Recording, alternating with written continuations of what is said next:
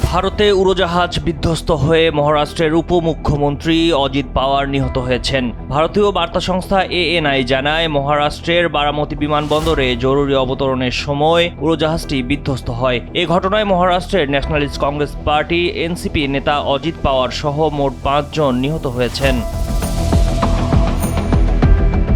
ভারতীয় গণমাধ্যমের তথ্য বলছে, অজিত পাওয়ার এবং তার নিরাপত্তারক্ষীরা বিমানটিতেই ছিলেন। এ ঘটনা রাজ্যের রাজনীতিতে ব্যাপক আলোড়ন সৃষ্টি করেছে। আজ বারামতিতে একটি সমাবেশে ভাষণ দেওয়ার কথা ছিল অজিত পাওয়ারের, সেখানেই যাচ্ছিলেন তিনি।